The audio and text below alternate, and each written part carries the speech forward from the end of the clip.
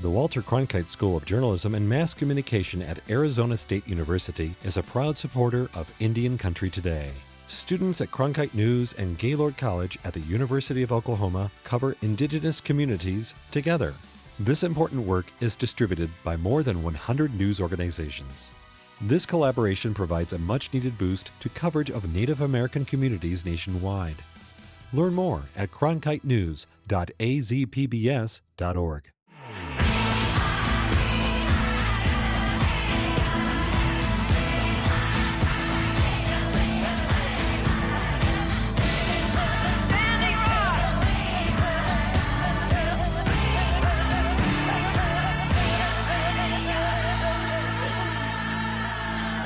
This is Indian Country Today. Esquili, yes, thank you for joining us. I'm Patty Thalahungva. According to the Centers for Disease Control and Prevention, as of July 6th, American Indians and Alaska Natives have the highest vaccination rate in the country. Still, 50% of the total U.S. population remains unvaccinated. Dean Seneca is the CEO of Seneca Scientific Solutions Plus. He worked at the CDC when the Ebola pandemic hit Sierra Leone. He traveled to that country and says contact tracing was key to ending the pandemic there. He says contact tracing could also help tribal communities with the COVID pandemic. We walked the community and went door to door doing active surveillance and not only looking at Ebola, but what other illnesses and other things that were in the home that weren't being addressed. So the same thing can be done in Indian country. We could do and look for COVID cases, but, what are shortages? Are there infant needs? Are there food needs? Is there water and proper shelter for that community? So you can do a lot of surveillance when you use contact tracing very effectively. Seneca recommends people who are vaccinated get the booster shot when they become available to help ward off the Delta variant and other variants. Rallies across British Columbia, Canada are calling out old-growth logging in the southern part of Vancouver Island.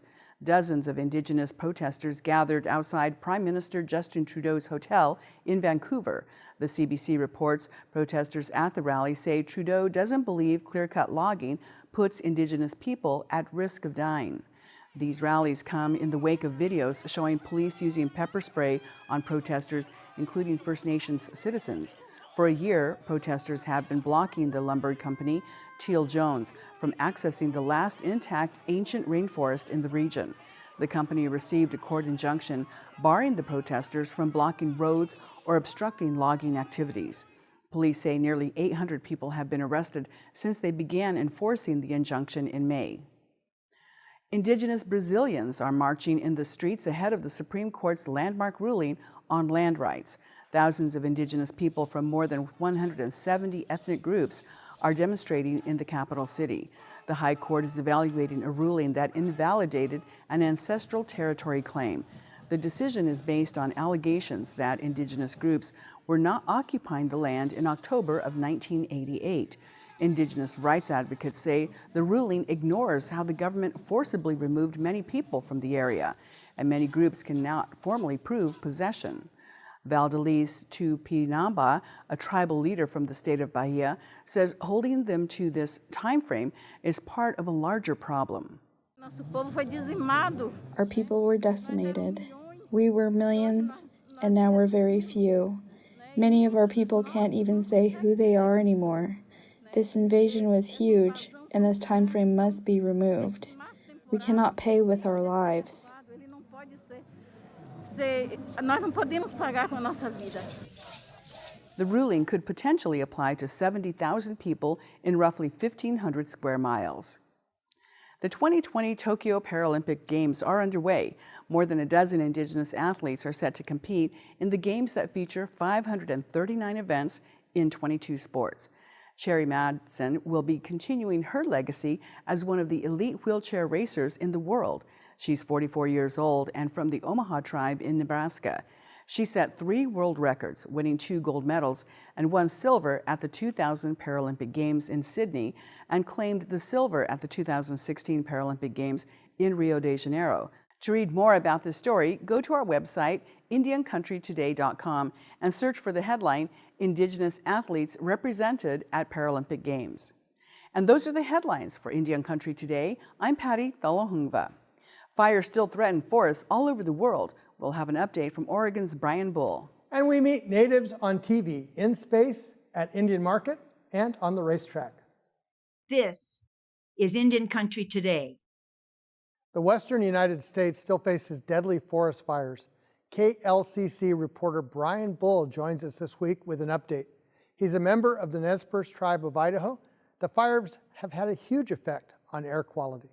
When we have all these fires happening in a concentrated area for such a sustained period, wildfire official told me that the season started early and will end late.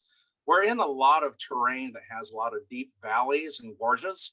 And so a lot of times that wildfire, that smoke has nowhere to go. In fact, one community that's about 45 miles to the southeast of us had its air quality degraded down to very unhealthy levels. That was near a complex called the Middle Fork Complex. But these all collectively gather, and a lot of smoke will travel from one area to the other, depending on how the winds dissipate. And for a lot of people who are sensitive to particulates in the air, infants, pregnant mothers, elders, this can pose a very significant hazard. That also includes people who have respiratory and cardiac illnesses as well. So a lot of people are being advised right now through wildfire season to stay indoors and keep their AC running and keep changing out their furnace filters frequently to make sure that they're not getting that particular matter into their system. And many people in the Pacific Northwest haven't had the need for air conditioning. Last month, we had a heat wave come through, a heat dome it was called, that might have been late June, that we had triple-digit highs. And this is a region that is not used to significant surges in high temperatures. The majority of people who died, or I believe 116 people who died in Oregon alone, were people who lived in units that did not have air conditioning. And so, as you can imagine, there's been a huge rush to go out and get AC units and filtration units. But again, that simply adds to the problem as well. So we are still looking at the effects of climate change. The United Nations Climate Change Report that came out earlier this month suggests that by the end of the century, we're going to see rises in temperatures by 1 to 3 degrees Celsius, which will exacerbate many situations for people both on and off reservation communities. We're looking at tribes that are concerned about the long-term effects on forests, but also on fish, plant, and insect species as well. And going back to the native communities here, the National Congress of American Indians had put out a statement that said that among the most vulnerable populations that are going to be affected by climate change are Alaskan native villagers. A federal report that they quote says that 86% of Alaskan native villages are going to become susceptible to flooding and erosion, and 31 villages will qualify for permanent relocation.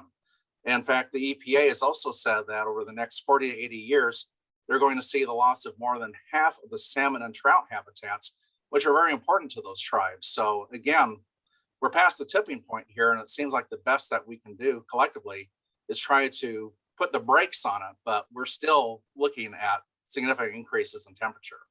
Thank you, KLCC reporter Brian Bull.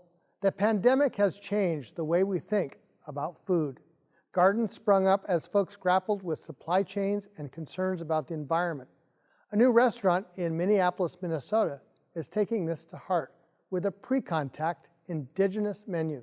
Shirley Snavy has this report. I took my family to a new restaurant on the banks of the Mississippi River Sunday. It's Sean Sherman's Dream Come True, a restaurant that features Indigenous foods in the homelands of the Dakota.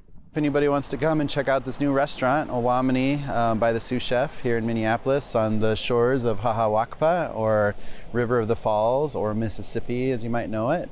It's a wonderful, beautiful, sacred space, and we're just excited to have a restaurant that's extremely unique and kind of the only one out there like it in the whole nation. Sherman has hired almost 70 staff to run the restaurant, which opened as the coronavirus was waning.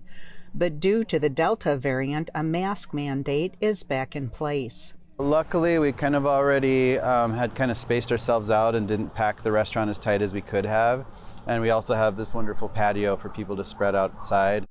We sampled a wide variety of indigenous foods, like what our ancestors ate, mostly locally sourced from nearby tribes. Bison, wild rice, beans, and a salad with crunchy fried crickets instead of croutons. It's surprising how many people will eat them without saying anything, because it's not normal yet, you know? So, but very few people who order that salad ask for it without the crickets. Even my grandchildren agreed it was delicious. Then we headed to the Shakopee Mdewakanton powwow, and we arrived to catch the grand entry and Northern Cree's honoring song. Since the event was outside, there was no mask mandate, but folks seemed to be taking precautions. But I have to admit, we savored the colonization food, the Indian taco. In Minnesota, Shirley Snavy, Indian Country Today. Native stories are front and center in 2 television comedy series. Jana Schmieding has a hand in both as the main character and as a writer for Rutherford Falls and a nurse in Reservation Dogs. I asked her what it meant to be involved in these 2 shows. Oh my gosh, it's so meaningful on so many different levels. I think it's meaningful to me as a person who has been working toward being a performer for many, many years, to sort of have this role on Rutherford Falls especially, but to be a part of a community of Native writers who are the ones telling the stories that are put on TVs and streamed in households across Indian country. That's an incredible honor. It's high time. I think we are, culturally, we're very ready. We're past being ready to see our stories told by ourselves on TV. And I'm just truly so pleased and so honored to be a part of it. Rutherford Falls is led by Native writers, and Jana Schmieding is one of them. Our showrunner, Sierra Teller Ornelas, is Navajo and Mexican American, and she was really instrumental in opening up a writer's room that had Native voices centered in the storytelling process. And when that is the case, when we are allowed to tell jokes to Native people, you're just going to see a lot more nuance. And what would happen is if it was a joke that was funny in the room and that the non-Native writers could pick up on and laugh with us that was always, a win. We would put it in the show. And then there were some times where we were like, is this going over non-Native audiences' heads? Is it too niche? Is it too Native? And Sierra was really pushed us to go there. She said, that's okay. We deserve our own jokes and our own comedy too. Jana tells us about her Reservation Dogs character, a clerk at the Indian Health Service waiting room. I think that she has a lot of traits that both Native people and non-Native people can identify with. I think her ambition is very true to our times as young adult women, and also her struggles to maintain connection to her community or to, sort of reconnect with her community after being away. She's very intelligent, which is something that I don't think we have been given the grace to show on TV. And she also makes mistakes. She's a human being. So yeah, she's a wonderful character to play. And I find a lot of myself in her as well. I sort of have been doing comedy in New York and Los Angeles as the only Native comedian in the community or in the smaller community for a long time. And so I recognize the amount of pressure that it is to be the only one and to tell the story accurately and to give my single experience. It's not enough. Even though I can hit on the tropes of Indian country and what I think we find funny, the responsibility to take it on alone is pretty great. So I think when you have more voices in the room, you're just gonna get, you open the door to more nuance, you open the door to more diverse jokes, diverse experiences. And that just makes the audience feel more a part of the world of your TV show. I asked Jana, who inspired her growing up? I grew up with Saturday Night Live. I'm a huge Chris Farley fan. You know, as a comedian, I followed the work of Margaret Cho. I followed the career of Whoopi Goldberg. And I mean, there's just so many names to pull from. And of course, you know, I look to my own family for inspiration. We're a very funny family, and laughter has always been our, you know, medicine. And yeah, I think that like looking to family, looking to community when the representation isn't there. Yeah, they're just, I mean, I was a huge TV head too. And so I've gone through many different eras of aesthetic, comedic aesthetic, and here I am now. It's amazing to be a part of sort of a new burgeoning aesthetic for Native people. Thank you, actor and writer Jana Schmieding. When we come back, we'll meet girls who are looking up. Stay with us.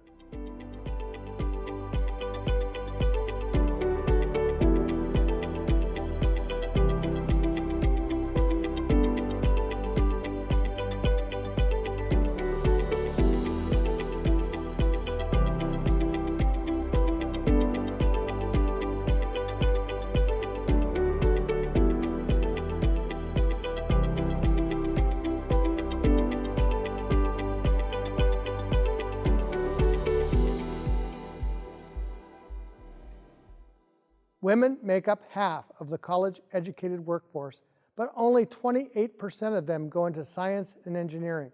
But things are looking up for girls. Kaitlin Onawa Boysel has this report. I thought it would just look like you'd be under the clouds, but you were basically in the clouds. 11-year-old Suvi is from the Lakota Ray Band of Lake Superior Chippewa tribe in Wisconsin. This is her first plane ride ever, and she is going to space camp. It's been fun because you know that it's not just like you who's Native. A group of 7 young Native girls between the ages of 9 and 12 have been learning the ropes of space at the Space Education Camp in Huntsville, Alabama. The girls learn everything from science, space, problem solving, and even being positive about their own bodies. And so we just wanted to have a program that we can uplift Native American girls and give them an opportunity, have a little bit of social educational equity, so that way they can pursue STEM or pursue anything they want. This actually just gives them a sense of confidence. So if they can do STEM and science, it's really tough stuff, I think that can translate to anything that they want to do. They'll know that they have the confidence to accomplish it. Before the girls go to camp, they have a 32-week-long course on basic space knowledge and also meet with Native STEM leaders, such as John Harrington, one of the first Natives in space. Well, we decided that, just 1 year of space camp is good, and that's a solid foundation. But if a girl comes here for 3 years, plus our 32 weeks of mentoring, that's going to make a huge impact. And hopefully that will get the love of science. The whole goal of the camp is to keep campers coming back, even after their first year. And funding is all donation-based. Community feel for the program, that it's based on people just donating and wanting to help the girls. And that kind of support could always help the young girls develop positive, long-lasting friendships. Who's your best friend at camp? I can't pick one. Kaitlin Onawa Boysel, Indian Country Today. The Native American Art Market returned to Santa Fe last weekend. It attracts the nation's best visual artists and buyers from all over the world. Jennifer Loren from Osiyo, Voices of the Cherokee People, was there. With all of the artists that we talked to, the overwhelming kind of message that they gave us was that they didn't know what to expect this year. Like, they've been doing Indian Market every year. They usually know exactly what to expect, but this year was a big unknown. And so a lot of people were pleasantly surprised, they said, and that it did seem like they were hopeful, where they thought, oh, wow, we didn't really know if we would have that many buyers and collectors that came, but they ended up being pleasantly surprised with the number of people that were there, and they were selling out, and more people were purchasing their art than they had expected. So yeah, it seemed pretty hopeful. But of course, everybody was being very careful. I have to say that, people were the large majority of people were wearing masks, and that included the artists as well. So was there any work that you found particularly unique? I think there were several things that blew me away. There's one piece in particular, I sent you guys a picture of it, that was an otter that an artist had. It was a taxidermied otter, but then he had on regalia and wampum jewelry and beadwork, and I've never seen anything like it, because the taxidermy is an art, the quill work that it had on was an art, the feather work that it had on was an art, the wampum was an art. I mean, it really just blew me away. And then there were the jewelry. That's my favorite part of Indian Market always. I try to find some unique native jewelry that I might not find here in Oklahoma. And I will say every year the jewelry just gets better and better. And I love the way that artists and jewelry makers are thinking of new ways to do native jewelry. After last year's cancellation due to the pandemic, what else was different this year? I think because of there's so many things up in the air. As far as artists not really knowing what to expect. One thing that we noticed was that they had lowered their prices, some of them, not everyone, but we were seeing the same artists that we see each year at Indian Art Market with pieces that were what I would consider deeply discounted, and when I would ask them, I'd say, well, you guys, why is this price like this? And they're like, well, we didn't really know what to expect. And so I think that's one way that people are adjusting. And I think they also just didn't create as much as they normally would have for Indian Market. And not by a lot, it's not like they were creating half, but I would say that they, because they didn't know what to expect, their booths had fewer things in them. But there was also a lot of, there were more booths this year with fashion designers, that were selling clothing with, their indigenous prints and things like that on them. And that was really neat to see as well. You simply can't do it all. I challenge someone to do it all because I just don't know how it's possible. We didn't even see all of the Indian Market because there's so many booths. But we also, had tickets to art shows that were happening, at the same time. And so we didn't just spend all of our time down on the plaza at the art market. But yeah, there's a free Indian Market. And I did walk by that on the way to an art show and it was packed. And it didn't look like, much had changed as far as the number of people that were artists that were there. And then there were some art shows at casinos and other parts of towns. There was a concert that we really wanted to go to that we didn't end up, we got in a traffic jam and didn't make it to the concert. But there's also the Sovereign. That's another thing I should say when you ask what blew me away. The Sovereign Market that was there at the La Fonda Hotel. It's like right there as part of Indian Market, but it's its own separate. And that is an art market that was in the ballroom of the La Fonda, and they had several contemporary native arts and artists in there. And so I'm a big fan of, indigenous pop art. And so we found all of that in there and found new indigenous voices, new artists that I'd never heard of before. And everyone in there was excited to be there and just wanted to talk to you and show you what they had been working on. And that, I have to say, we bought a couple of pieces in that in that Sovereign art show that will definitely be hanging on our walls. It's really a great show. Thanks, Jennifer Loren from Osiyo, Voices of the Cherokee People. Imagine a relay that passes a rider instead of a baton. Indian relay started with the horse tribes in the West, but it is quickly making its way east. Shirley Snavy has this report. If you haven't heard about relay, you should look it up. And if you're ever in Minnesota, you should come to Canterbury Park, Indian Horse Relay hosted by the Shakopee Mdewakanton Sioux community. 16 teams competed from the Dakotas, Oregon, Montana, Wyoming, and Alberta, Canada. It takes a lot of practice and confidence in your team that you can work together, and being acquainted with these horses, knowing horses. We've been with horses since we were little boys, Like these are really high-strung animals, these thoroughbreds. Women also compete. We have a women's relay now where we have 2 horses and we do 1 exchange. And we also have the maidens race, which we just do mounted 1 lap around the track. Cody Big Tobacco rides for Old Sun Team. It's part of his heritage. To be a role model for the kids back at home, you know, show them they can go places with their horses and anything they put their mind to. Racy Big Snake is Old Sun's mugger. Their job is to make sure the rider makes it onto the horses, which are bred to race. They're strictly for to race. He's trying to answer my question for me. He's like, no. No, yeah, we strictly just race them.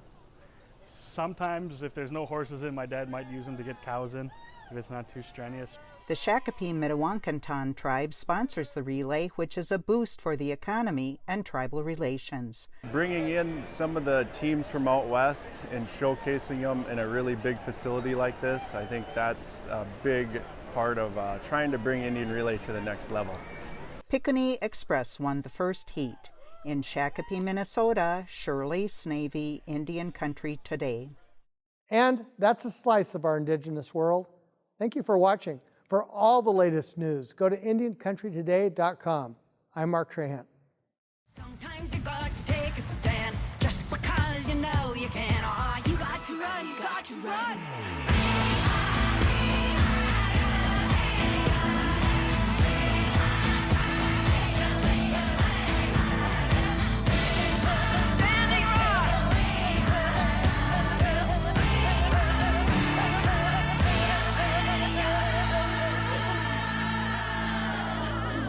This is Indian Country Today.